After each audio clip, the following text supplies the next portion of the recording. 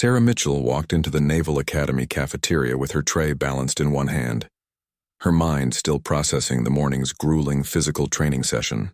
The smell of coffee and scrambled eggs filled the air as dozens of cadets moved through the breakfast line.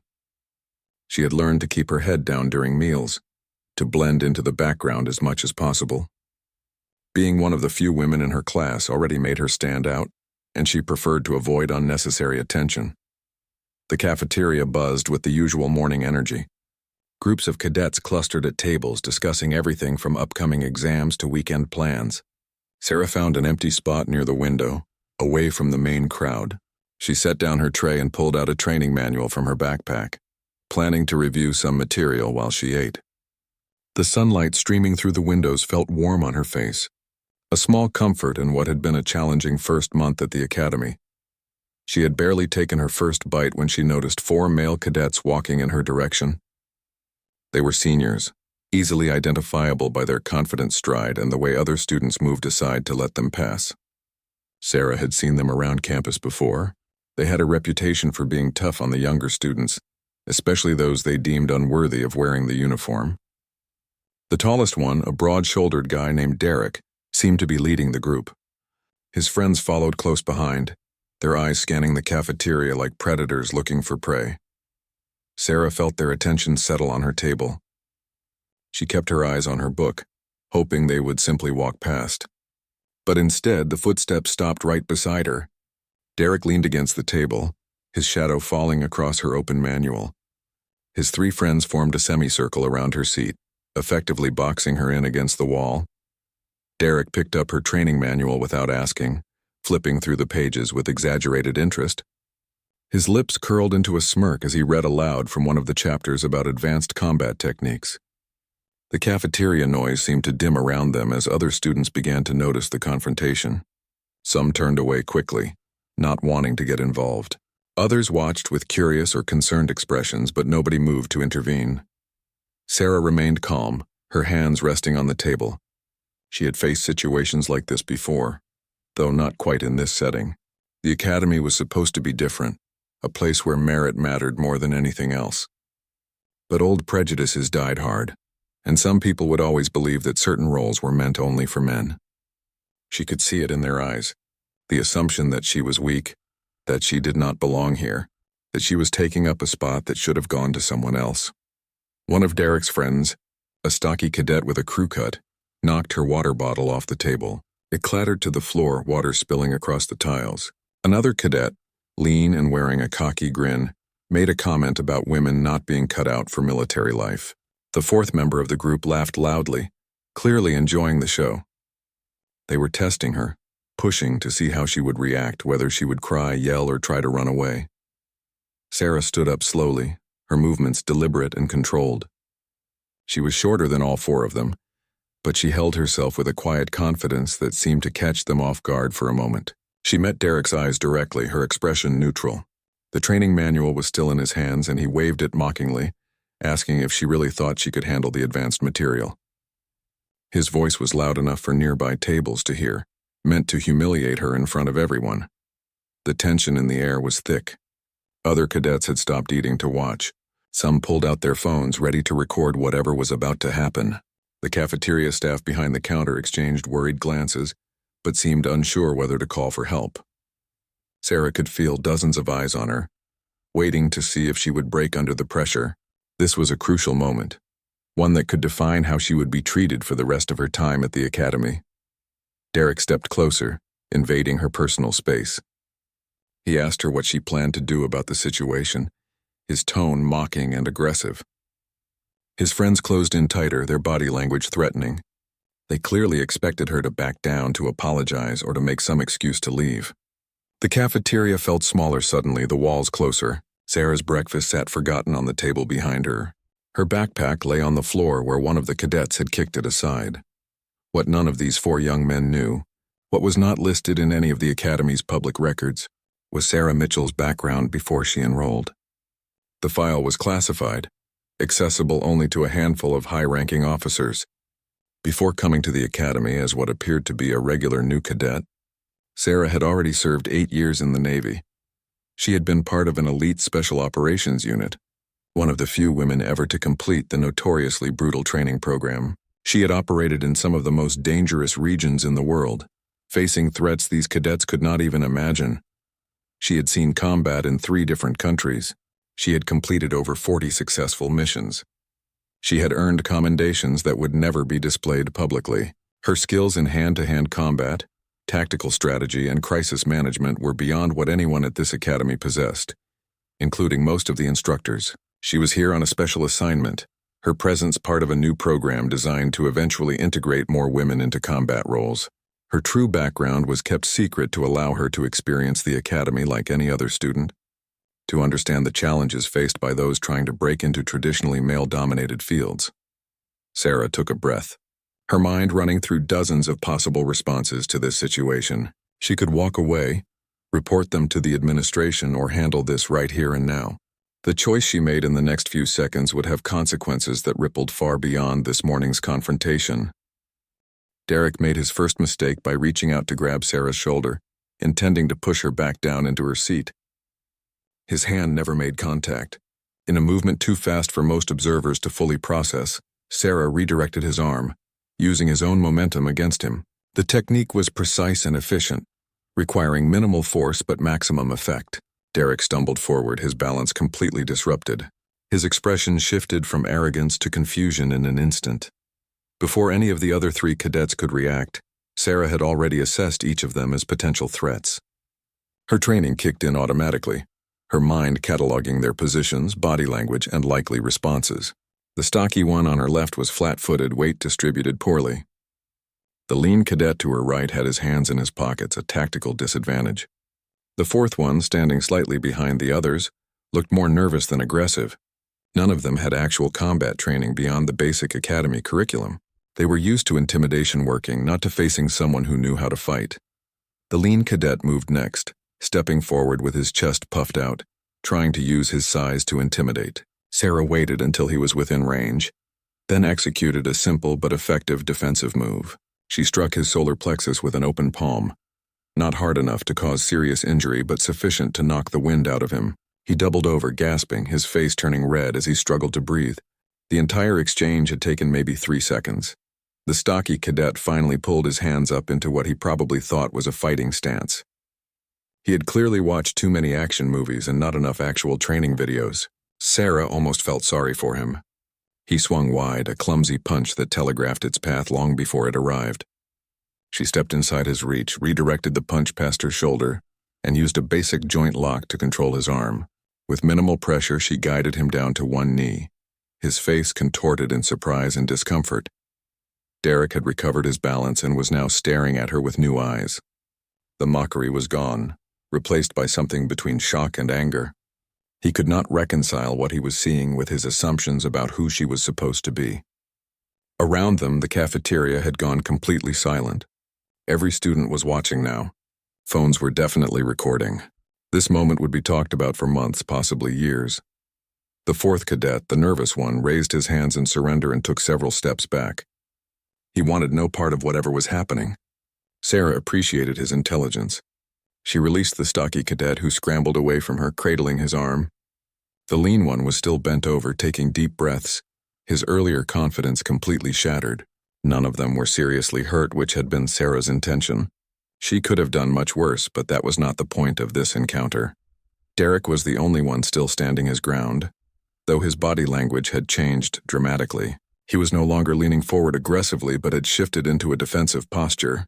Sarah could see him trying to figure out what had just happened, how a situation that seemed so controlled had slipped away from him so quickly. She stood relaxed, her breathing normal, showing no signs of stress or exertion. This was routine for her, though none of them knew that yet. A lieutenant commander Sarah recognized from her orientation week pushed through the crowd of students. His face was stern as he took in the scene. The 4 male cadets straightened up immediately, trying to compose themselves. Sarah remained where she was, calm and collected. The lieutenant commander looked from the cadets to Sarah and back again, clearly trying to piece together what had transpired. Derek attempted to speak first, to frame the narrative in his favor, but the lieutenant commander held up a hand to silence him. Multiple students nearby began explaining what they had witnessed, their accounts consistent. The 4 seniors had surrounded and harassed a junior cadet. When they had put hands on her, she had defended herself. The whole encounter had lasted less than 45 seconds from start to finish. The lieutenant commander's expression shifted as he listened to the witnesses. He pulled out his phone and made a quick call, speaking quietly. Within minutes, 2 more officers arrived. One of them, a woman with commander's insignia, looked at Sarah with an expression that suggested she knew more than she was saying. Sarah met her gaze briefly, a silent understanding passing between them. Derek and his friends were escorted out of the cafeteria, their breakfast forgotten. The stocky one was limping slightly, more from embarrassment than actual injury. The lean cadet was still holding his chest. Derek kept looking back over his shoulder at Sarah, his face a mixture of humiliation and disbelief. They had come into that cafeteria thinking they were the toughest people in the room. They were leaving knowing they were not even close. The commander approached Sarah and asked if she was all right. Sarah nodded, her expression neutral. The commander suggested she come to her office later that afternoon for a conversation. It was phrased as a suggestion, but Sarah understood it was a directive. The situation was going to require some explanation, and decisions would need to be made about how much of Sarah's background could be revealed. As the officers left and the cafeteria slowly returned to its normal noise level, Sarah became aware of how many people were staring at her. Some expressions showed respect, others showed fear, and a few showed calculation as if they were reassessing everything they thought they knew about her. She calmly picked up her backpack from the floor, collected her spilled belongings, and grabbed a napkin to clean up the water. A few brave students approached her table. One asked if she was okay, genuine concern in his voice. Another, a female cadet Sarah had occasionally studied with, wanted to know where she had learned to move like that. Sarah deflected the questions politely, saying she had taken some self-defense courses before joining the academy. It was not exactly a lie, though it was certainly not the whole truth. Sarah gathered her things and left the cafeteria, aware of the whispers that followed her out. The morning had not gone as planned, but she had handled the situation without seriously injuring anyone or completely blowing her cover. Still, she knew that this incident would have consequences. Word would spread fast. People would ask questions. The carefully maintained fiction of her being just another new cadet had developed some serious cracks. As she walked across campus toward her first class, Sarah reflected on the encounter. Part of her assignment was to document how women were treated in the academy environment, to identify systemic issues that needed addressing. What had happened in the cafeteria was exactly the kind of behavior the program was meant to expose and eliminate. 4 senior cadets had felt entitled to harass and physically intimidate a junior student simply because she was a woman. That culture had to change. By lunchtime, the entire academy was buzzing with different versions of what had happened in the cafeteria. Sarah heard snippets of conversation as she moved through the hallways between classes. Some accounts were reasonably accurate, while others had grown wildly exaggerated. In one version she had heard, she had supposedly thrown all 4 cadets across the room simultaneously. In another, she had broken multiple bones. The truth was much less dramatic, but rumors rarely concerned themselves with accuracy. Her morning classes had been uncomfortable. Instructors who normally barely noticed her now watched her carefully. Other students kept their distance, creating an invisible bubble around her desk. During a navigation exercise, her usual study partner had made an excuse to work with someone else. Sarah understood the reaction. People did not know how to process what they had witnessed, so they defaulted to caution and avoidance. The only person who seemed unfazed was Marcus Chen, a cadet from her tactical operations class. He sat down next to her during lunch, completely ignoring the empty seats around her table. Marcus was known for being straightforward and analytical, someone who cared more about competence than politics. He had placed at the top of their class in almost every assessment so far. Marcus asked her directly about the morning incident, not in an accusatory way, but with genuine curiosity. He wanted to know how she had managed to control the situation so effectively. Sarah gave him the same answer she had given others about self-defense courses. Marcus studied her for a moment, then nodded slowly. She could tell he did not entirely believe her, but he respected that she was not going to elaborate. He changed the subject to their upcoming field exercise, and they spent the rest of lunch discussing strategy. At 3 p.m, Sarah reported to Commander Patricia Vasquez's office as instructed. The office was neat and professional, with commendations on the wall and a large window overlooking the training grounds. Commander Vasquez gestured for Sarah to sit, then closed the door firmly. The commander sat behind her desk, her fingers steepled in front of her, studying Sarah with sharp, intelligent eyes. Commander Vasquez began by asking for Sarah's account of the morning events. Sarah provided a clear, factual summary, leaving out any emotional commentary. She described the harassment, the physical contact initiated by Derek, and her defensive response. She emphasized that she had used minimal force necessary to protect herself and had not caused any serious injuries. Commander Vasquez listened without interruption, occasionally making notes. When Sarah finished, the commander leaned back in her chair. She explained that the 4 male cadets had been suspended pending a full investigation. Multiple witnesses had corroborated Sarah's account, and the video evidence from student phones supported her version of events. The academy took harassment seriously, especially when it escalated to physical confrontation. However, the commander's concern was not about whether Sarah had acted appropriately in defending herself. The real issue, Commander Vasquez explained, was what happened next. Sarah's displayed skill level had raised questions among the faculty. Multiple instructors had approached the administration wanting to know about her background. Some were impressed and wanted to recruit her for advanced programs. Others were suspicious, wondering if there was something in her file they should know about. The carefully maintained cover story was becoming harder to sustain. Commander Vasquez revealed that she was one of the few officers at the academy who knew about Sarah's true background. She had been briefed when Sarah first arrived and had been tasked with monitoring her progress and protecting her cover when possible. But today's incident had complicated everything. The commander asked Sarah directly what she wanted to do. They could continue trying to maintain the fiction, though it would be increasingly difficult, or they could make a limited disclosure to certain key faculty members who could be trusted with classified information. Sarah considered the options carefully. She had volunteered for this assignment knowing it would be challenging. The goal was to experience the academy as a regular student would, to understand the barriers and biases that existed, but she also understood that her mission included being adaptable, adjusting to circumstances as they evolved. The encounter in the cafeteria had been unavoidable, and trying to pretend she was someone she was not might now do more harm than good. Before Sarah could respond, there was a knock on the door. Commander Vasquez called for them to enter, and Rear Admiral James Thornton walked in. Sarah immediately stood at attention.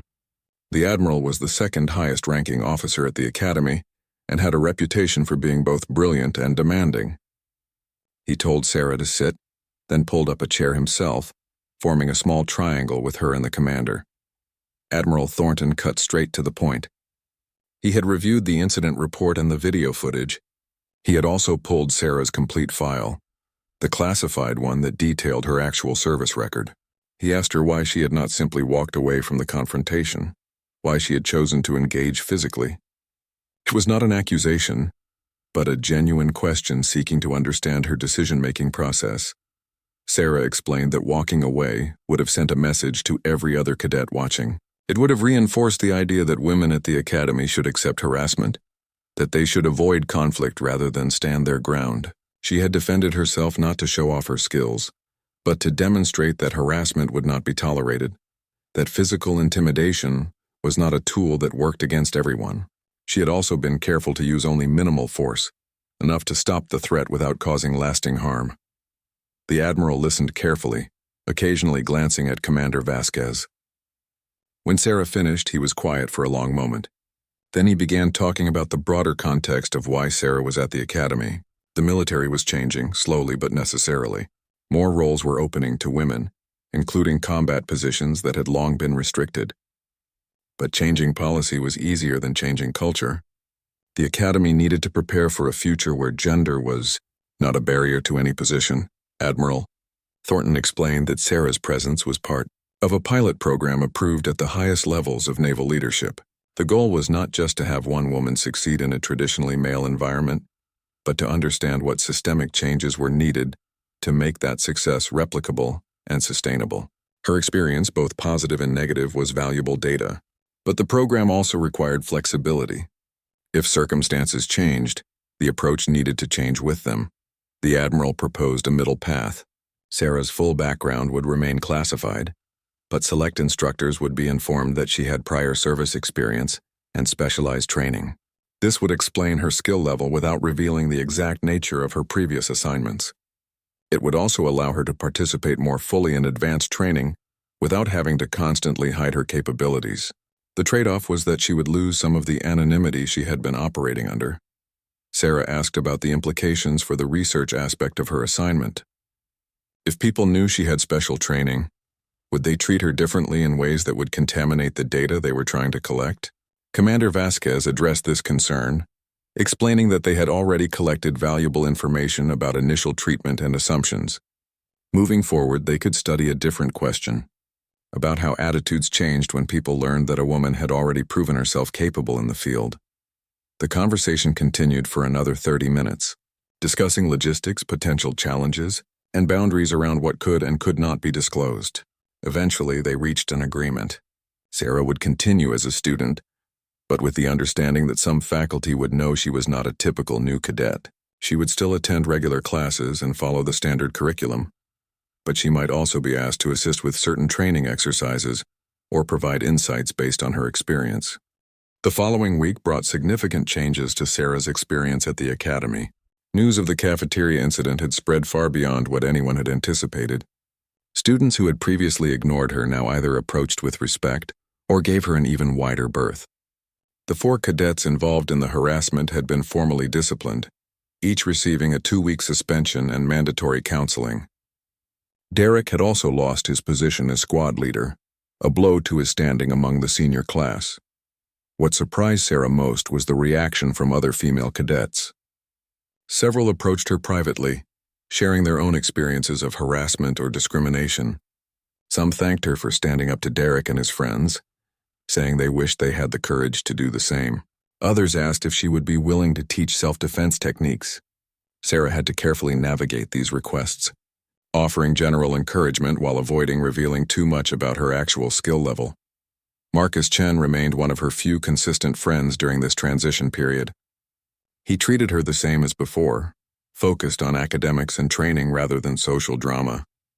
During a particularly challenging navigation exercise in the woods surrounding the academy, Marcus's team and Sarah's team had been paired together.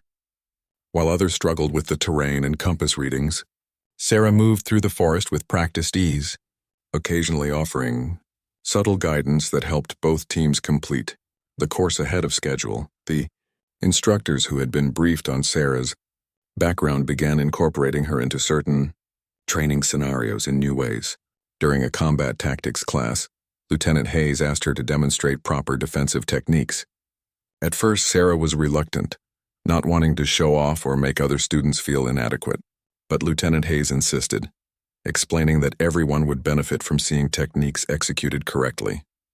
Sarah's demonstration was precise and educational, earning respectful attention from her classmates. Commander Vasquez checked in with Sarah regularly during this adjustment period. She wanted to ensure that the partial disclosure was not creating more problems than it solved. Sarah reported that while the attention was sometimes uncomfortable, she appreciated being able to participate more fully in discussions and training without constantly holding back. The balance was still delicate, but it felt more sustainable than the complete fiction she had been maintaining before. One afternoon, Sarah was called to assist with a special training session for a group of junior cadets who were struggling with confidence during physical challenges. The Academy's psychologist had suggested that seeing someone overcome obstacles might help them push past their own mental barriers. Sarah worked with 6 cadets, 3 male and 3 female, guiding them through a series of progressively difficult exercises. She focused not on her own abilities but on coaching them to discover their own strength. One young woman named Jennifer had been on the verge of dropping out of the academy. She had faced constant criticism from some of her peers, who believed she was not physically capable of meeting military standards. During the session with Sarah, Jennifer managed to complete an obstacle course she had failed 3 times before. The look of shock and joy on her face reminded Sarah why this assignment mattered. It was not about proving her own capabilities, but about opening doors for others who would come after her. The incident in the cafeteria had also sparked broader conversations within the academy administration. Admiral Thornton convened a series of meetings to discuss academy culture and how to better support all students regardless of gender. Sarah was asked to participate in some of these discussions, though always careful to speak from observed experience rather than revealing her classified background. She talked about the importance of addressing harassment quickly, of ensuring that all students felt they had recourse when problems arose. Not everyone at the academy was happy with these changes. Some senior cadets, particularly friends of Derek and his group, resented what they saw as special treatment for women. There were mutterings about standards being lowered, about political correctness ruining tradition.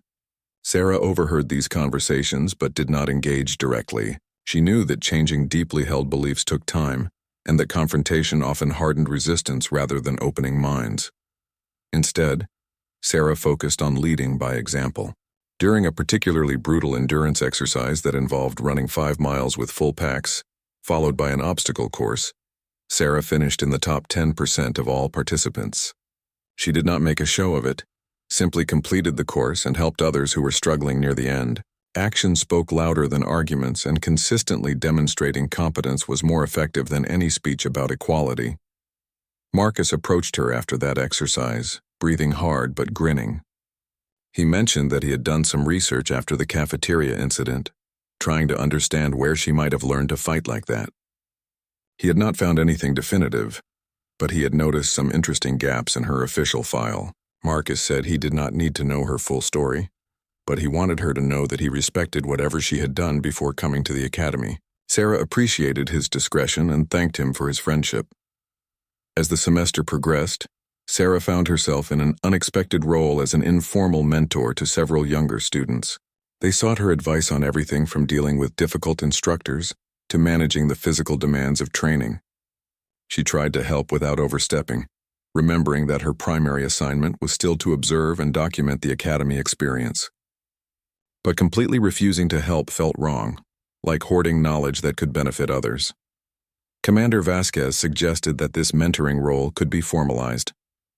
The academy had a peer support program, and Sarah's participation would be valuable. It would also give her a legitimate framework for the help she was already providing. Sarah agreed, and soon found herself leading weekly sessions where students could discuss challenges they were facing. The sessions were well attended, particularly by female cadets who appreciated having a space where their concerns were taken seriously. Derek returned to the academy after his suspension, noticeably quieter and more withdrawn. He avoided Sarah entirely, taking different routes to class if he saw her in the hallway.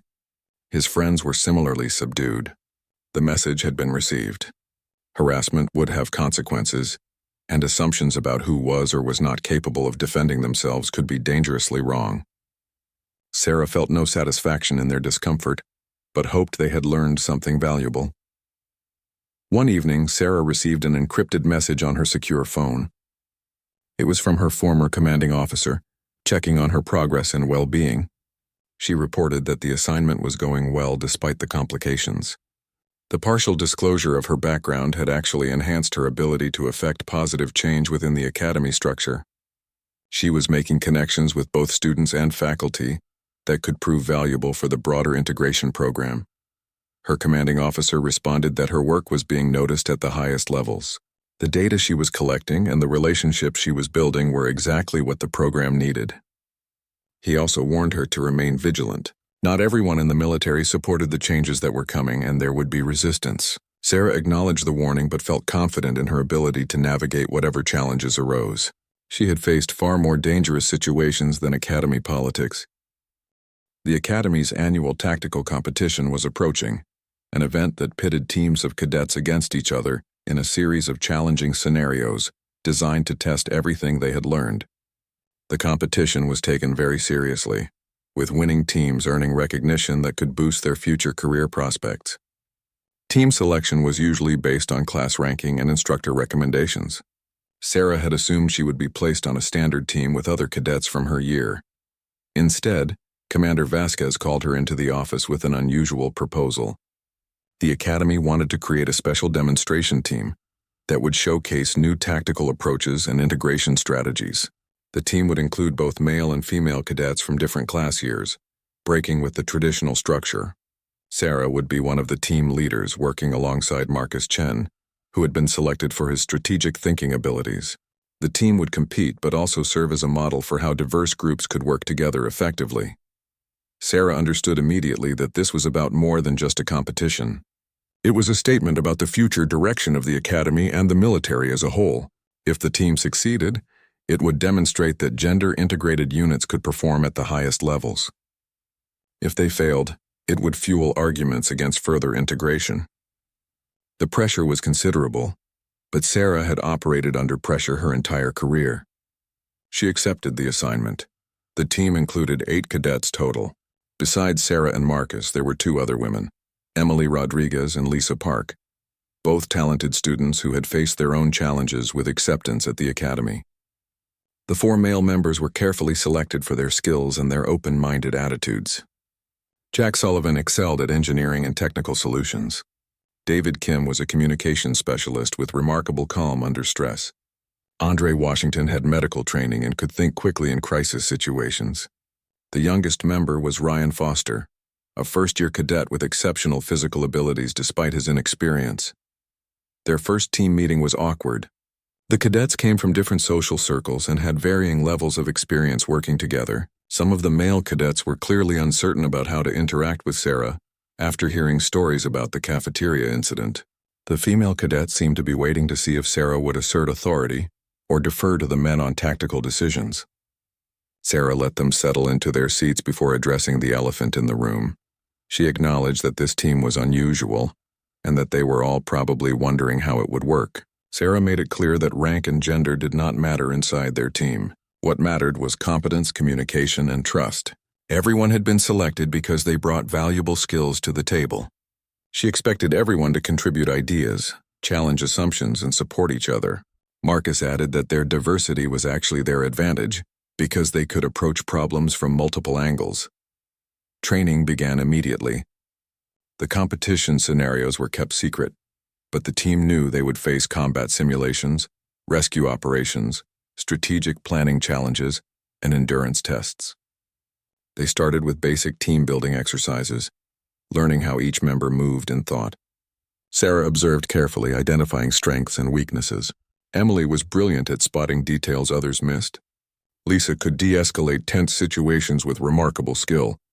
Jack could fix almost anything mechanical.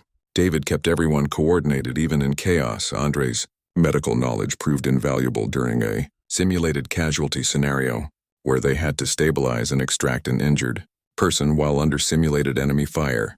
Ryan's raw athleticism helped them navigate difficult terrain quickly. Marcus's strategic mind could see 3 moves ahead, anticipating problems before they materialized. Sarah found herself filling the role of tactical leader, making quick decisions during active scenarios while encouraging collaborative planning during preparation phases. Not everyone at the academy was supportive of their team. Some traditional-minded instructors and students saw them as a publicity stunt rather than serious competitors. Comments were made in hallways about the team being given special advantages or lowered standards. Derek, still bitter about his suspension, made snide remarks whenever he encountered team members. These external pressures actually strengthened the team's internal bonds. They became fiercely protective of each other and determined to prove their critics wrong. 3 weeks before the competition, the team faced a major setback. During a night navigation exercise, Ryan twisted his ankle badly on uneven terrain. The injury was serious enough that he would need at least 2 weeks of recovery, possibly more. The competition rules allowed team substitution up until 1 week before the event. But finding and integrating a replacement in such a short time would be extremely difficult. The team gathered in their usual planning room to discuss options. Some members suggested they should request a postponement or withdraw from the competition entirely. Others wanted to compete with 7 members instead of 8, accepting the handicap. Sarah listened to all perspectives before offering her own view. She believed they should bring in a replacement, but someone who understood what the team represented and would be committed to their approach. Marcus agreed and suggested they needed someone who had been watching their progress and understood their dynamic. After discussion, the team decided to approach Jennifer, the young woman Sarah had helped during the confidence-building session. Jennifer had continued to improve dramatically since that day, pushing herself harder than many gave her credit for. She was technically skilled and had proven herself capable under pressure. More importantly, she understood what their team was trying to demonstrate. Jennifer was shocked when they approached her but accepted immediately, understanding the opportunity she was being given. Integrating Jennifer into the team was challenging, but not impossible. She brought fresh energy and a perspective that had been missing. As a first-year cadet like Ryan, she understood that part of the team dynamic. She also had navigation skills that complemented their existing strengths. The team worked late into the evenings, running drills and scenarios until everyone could anticipate each other's movements. They developed hand signals for silent communication and practiced until their coordination became instinctive. Commander Vasquez observed one of their training sessions and pulled Sarah aside afterward. The commander expressed concern about the pressure Sarah was under. This competition had taken on symbolic importance that went beyond what was fair to place on a single team. Sarah appreciated the concern but insisted she could handle it. She had been in situations where lives actually depended on her performance. A competition, even one with high stakes, was manageable by comparison. The night before the competition, Admiral Thornton visited the team during their final preparation session. He spoke briefly about the importance of what they were doing, but emphasized that their value was not dependent on winning. Simply by working together effectively, they were already demonstrating something important. However, he added with a slight smile, winning would certainly make the point more convincingly. The team appreciated his honesty and his confidence in them. Sarah spent the evening before the competition reviewing their strategies one final time. She thought about everything that had led to this moment, from her decision to volunteer for this assignment to the incident in the cafeteria that had changed her trajectory at the academy. She thought about all the people who were watching this team, some hoping they would succeed and others waiting for them to fail. The pressure could have been overwhelming, but Sarah had learned long ago how to channel stress into focus.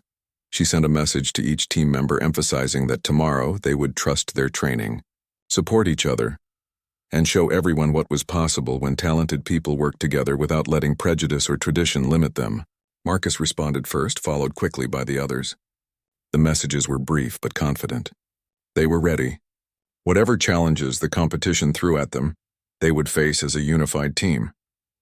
Competition day arrived with clear skies and cool temperatures, perfect conditions for the physically demanding challenges ahead. The academy grounds had been transformed into a complex tactical environment with multiple stations set up across several miles of terrain. Hundreds of cadets, instructors, and even some visiting military officials gathered to observe. Sarah could feel the weight of attention on their team as they assembled at the starting area. Other competing teams eyed them with expressions ranging from curiosity to dismissiveness. The first challenge was announced as a hostage rescue scenario. Teams would need to infiltrate a building complex, locate and extract 3 hostages, and evacuate to a safe zone while facing simulated enemy resistance. Points would be awarded for speed, stealth, hostage safety, and tactical effectiveness. Teams would go one at a time, with their performances timed and evaluated by a panel of senior instructors. Sarah's team drew the middle position in the rotation, giving them a chance to observe some competitors but not learn from all of them. They watched as the first 2 teams attempted the scenario. Both used fairly conventional approaches, relying heavily on force and speed. The first team succeeded but took significant simulated casualties. The second team lost a hostage when they triggered an alarm system they had failed to detect. As Sarah's team prepared for their turn, Marcus gathered everyone for a quick strategy session. They had practiced similar scenarios, but the actual setup always contained surprises that required adaptation. Sarah assigned roles based on each person's strengths. Emily and Lisa would handle reconnaissance and alarm systems. Jack would manage any technical obstacles like locked doors or disabled communications. David would coordinate their movement and maintain awareness of simulated enemy positions. Andre would protect the hostages once located. Jennifer and Marcus would provide tactical support wherever needed. Sarah would lead the entry team and make real-time decisions as situations developed. The scenario began with their team positioned outside the building complex. They moved quickly but carefully, with Emily scouting ahead to identify security measures. She spotted 3 cameras and 2 motion sensors that previous teams had missed. Jack disabled them systematically, giving the team a clear path to the main building. Sarah led them through a side entrance that appeared less guarded, a calculated risk that paid off when they encountered minimal initial resistance. Inside, the building was a maze of corridors and rooms. The hostages could be in any of several possible locations. Sarah split the team into two groups to cover more ground efficiently. Her group moved through the western section while Marcus led the eastern sweep. David maintained communication between groups, providing updates on what each team discovered. Within minutes, Emily located the first hostage in a locked storage room on the second floor. Jack worked quickly to bypass the electronic lock while Sarah and Jennifer covered the corridor. The hostage, played by a volunteer cadet, was secured and handed off to Andre. Almost immediately, simulated enemy forces responded to their presence. The evaluators triggered alarms and activated opposing team members who played enemy combatants. Sarah's group had to fight their way back toward the extraction point while Marcus's group continued searching for the remaining two hostages. Lisa discovered the second hostage in a basement area that most teams had overlooked. The location was strategic, designed to test whether teams would think to check below ground level. Marcus's group secured that hostage just as Sarah's group was engaging with multiple simulated enemies near the main stairwell. The coordination between groups became critical. David directed Marcus to use an alternate route that would bring both groups together at a central rally point. The third hostage proved most difficult to locate. Time was running out, and Sarah knew that leaving a hostage behind would result in significant point deductions. Jennifer suggested checking the roof access, reasoning that enemies might hide a hostage in the least expected location. Sarah agreed and sent Jennifer with Jack to investigate, while the rest of the team consolidated their position. The gamble paid off when they found the third hostage in a rooftop maintenance shed. With all three hostages secured, the team needed to reach the extraction zone while managing simulated combat and protecting civilians. Sarah organized them into a protective formation with hostages in the center. They moved deliberately, using cover and suppressing fire to control the pace of engagement. Emily spotted a shortcut through a courtyard that would save valuable time but required crossing open ground. Sarah assessed the risk and decided to take it. The team sprinted across the courtyard in coordinated bounds, with some members providing covering fire while others moved with the hostages. Simulated enemy fire came from multiple directions, and the evaluators marked several team members as wounded, adding complexity to the scenario. Sarah adjusted their formation on the fly, redistributing responsibilities to account for reduced capabilities. Despite the challenges, they reached the extraction zone with all three hostages safe and most team members still operational. Their performance time was announced as one of the fastest so far, and the evaluators noted their creative problem-solving and effective teamwork. Sarah saw approval on the faces of several instructors, though a few looked surprised that the experimental team had performed so well. The team had little time to celebrate, because the next challenge began within 30 minutes. This scenario tested their ability to defend a position against overwhelming force while waiting for reinforcements. The defensive challenge required different skills than the rescue operation. The team had to fortify a hilltop position using limited resources, establish fields of fire, and hold against waves of attackers for 15 minutes. Marcus took primary leadership on this challenge as strategic defense was one of his strongest areas. He positioned team members to maximize coverage while minimizing vulnerabilities. Jack rigged several clever traps using provided materials, creating obstacles that slowed attacking forces. The defense was intense. Simulated enemies attacked from multiple directions, testing the team's ability to communicate and redistribute resources under pressure. Lisa's calm communication helped keep everyone coordinated even when situations became chaotic. Emily's sharp eyes spotted flanking maneuvers before they could succeed. Andre moved between positions, treating simulated wounds and keeping team members in the fight. Sarah operated as a flexible responder, reinforcing whichever section of their perimeter came under heaviest pressure. By the time reinforcements arrived in the scenario, the team had successfully repelled 4 major assault waves and numerous probing attacks. Their defensive position remained intact, and they had simulated no casualties despite overwhelming enemy numbers. The evaluators seemed impressed with their efficient use of resources and adaptive tactics. Sarah noticed several senior officers taking detailed notes, clearly interested in how the integrated team approached challenges differently than traditional units. The third major challenge was a timed obstacle course that tested physical endurance and team cohesion. Unlike individual obstacle courses, this one required team members to assist each other through barriers that were impossible to overcome alone. Heavier cadets needed help from lighter ones to climb certain walls. Lighter cadets needed support from stronger ones to cross other obstacles. The course was designed so that no individual, regardless of ability, could complete it alone. This challenge played directly to the team's strengths. They had spent weeks learning to work together, understanding each person's capabilities and limitations. Sarah and the stronger team members helped others over high walls, while smaller team members squeezed through tight spaces to unlock gates from the other side. Jennifer's climbing skills proved valuable on a rope section that stymied many teams. Jack's technical mind figured out a pulley system that made one obstacle much easier to navigate. The team completed the obstacle course with the second best time of the day, but more importantly, they finished with every member still moving strong. Several other teams had members who could not complete certain obstacles, resulting in time penalties or incomplete courses. The evaluators noted in their comments that Sarah's team had demonstrated exceptional mutual support and creative problem-solving throughout the physical challenges. The crowd watching from observation areas had grown noticeably larger, word having spread about the integrated team's impressive performance. As the competition moved into its final phase, the teams gathered for the strategic planning challenge. Each team received a complex tactical scenario involving multiple objectives, limited resources, and time constraints. They had 45 minutes to develop a comprehensive plan and present it to a panel of senior officers. The scenario involved coordinating a humanitarian relief operation in a hostile environment, requiring teams to balance security concerns with civilian needs. It was deliberately designed without a single correct answer, testing teams' ability to think creatively and defend their reasoning.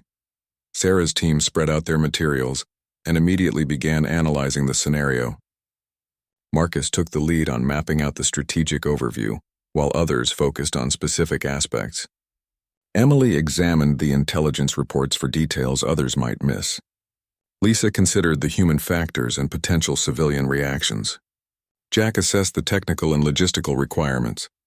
David analyzed communication challenges. Andre focused on medical and humanitarian priorities. Jennifer, despite her relative inexperience, asked questions that forced the team to reconsider assumptions. The planning session was intense but productive. Different perspectives emerged, sometimes conflicting, but the team had learned to discuss disagreements constructively. Sarah facilitated the discussion, ensuring everyone's voice was heard while keeping them focused on time constraints.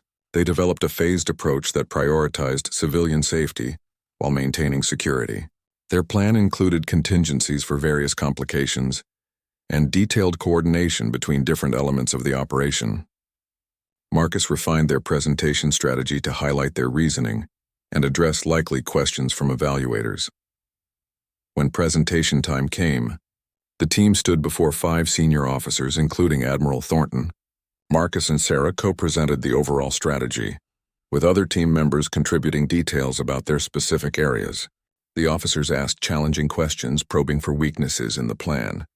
Emily fielded questions about intelligence assessment with confidence. Jack defended their technical choices with clear explanations.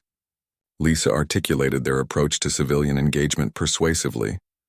The team handled the questions smoothly, demonstrating deep understanding of their plan and the reasoning behind it. After all teams had presented, there was a break while the evaluators tallied final scores and deliberated on overall rankings. Sarah's team gathered away from the crowd, exhausted but satisfied with their performance. Regardless of final results, they knew they had competed at the highest level and proven that their integrated approach could work under pressure. Jennifer thanked the team for giving her the opportunity, saying she had learned more in 3 weeks with them than in her entire time at the academy before that. The award ceremony drew the entire academy community. Families of cadets attended via video link. Distinguished visitors from various military branches were present. The atmosphere was formal but charged with anticipation. Admiral Thornton stepped to the podium and began by acknowledging all competing teams for their dedication and skill. He spoke about the importance of these competitions in developing future military leaders and the value of pushing oneself beyond perceived limits. The Admiral announced awards in various categories first.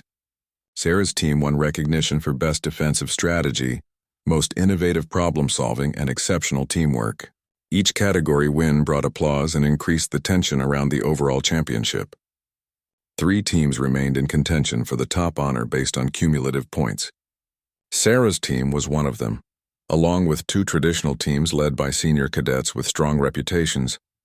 When Admiral Thornton finally announced the overall winner, there was a moment of stunned silence before the crowd erupted. Sarah's team had won the competition by a narrow margin. The combination of their tactical performance, physical achievement, strategic planning, and seamless coordination had edged out the competition. As they walked to the stage to accept their trophy, Sarah could see mixed reactions in the crowd. Some faces showed genuine celebration and pride, others reflected shock or disapproval. But the result was official and indisputable. Admiral Thornton shook each team member's hand personally. When he reached Sarah, he held her hand a moment longer and said quietly that she had done exactly what he hoped she would do. She had shown that excellence knew no gender boundaries, and that diverse teams could achieve remarkable things when they worked together effectively. Sarah felt the weight of that statement, understanding that this victory meant something beyond a simple competition win. In the days following the competition, the Academy buzzed with discussions about the results. Some critics claimed the winning team had been given advantages or judged more leniently. Others insisted the competition had been fair and that the results spoke for themselves. Several instructors approached Sarah privately to say the team's performance had changed their thinking about integration and team composition. A few female cadets told Sarah that watching the competition had inspired them to push harder and believe more in their own potential. Derek approached Sarah one afternoon as she walked across campus. She tensed slightly, unsure what to expect. He looked uncomfortable but determined. He apologized for his behavior in the cafeteria and admitted he had been wrong about many things. Watching her team compete had forced him to confront his own biases. He did not expect forgiveness, but he wanted her to know that he was trying to learn and change. Sarah acknowledged his apology and told him that growth required recognizing mistakes. She hoped he would continue that process. Commander Vasquez met with Sarah to discuss the implications of the competition results for her ongoing assignment. The data they had collected over the semester was invaluable. They had documented initial resistance, the impact of demonstrated competence, and the effectiveness of integrated team structures. The competition victory provided a powerful capstone to the research. However, Vasquez wanted to know if Sarah planned to continue at the Academy or return to active special operations duty.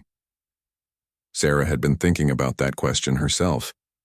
She had completed the primary objectives of her assignment, but there was still work to be done. The culture at the Academy was changing, but slowly. Her presence and continued success could accelerate that change. On the other hand, she missed the work she had done before, the missions that had defined her career for years. She asked for time to consider her options before making a final decision. That evening, Sarah sat alone in her room reviewing everything that had happened since she arrived at the Academy.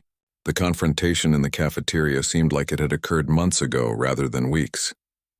She thought about Jennifer and the other cadets she had mentored, about the team they had built together, about the conversations and debates her presence had sparked. She thought about the broader mission of opening doors for women in combat roles, and the resistance that still existed. Her secure phone buzzed with a message from her former commanding officer. He congratulated her on the competition victory and told her that senior leadership was extremely pleased with her work at the Academy. They were offering her 2 options. She could return to special operations immediately, with a promotion and leadership position, or she could extend her assignment at the Academy for another year, this time in a more official capacity as an instructor and mentor. Both paths had value and appeal. Sarah realized that either choice would be about more than just her own career. If she returned to operations, she would be leading missions and proving women could excel at the highest levels of military service. If she stayed at the Academy, she would be shaping the next generation of leaders and helping to build the cultural change from the ground up. Both were important. Both aligned with her values and abilities. The decision would not be easy. She looked out her window at the Academy grounds illuminated by evening lights. Cadets moved between buildings, some heading to study sessions, others to the gym or cafeteria. She thought about the 4 young men who had cornered her in that cafeteria, so certain of their assumptions. She thought about how much had changed in such a short time. She smiled slightly, thinking about what those 45 seconds had set in motion. Sarah picked up her phone and began composing a response to her commanding officer. She wrote carefully, outlining her thoughts on both options and what she believed she could contribute in each role. She emphasized that whatever decision was made, she remained committed to the mission of advancing opportunities for women in military service. She had proven that competence transcended gender, that determination and skill were what truly mattered. Now the question was where she could make the most difference moving forward.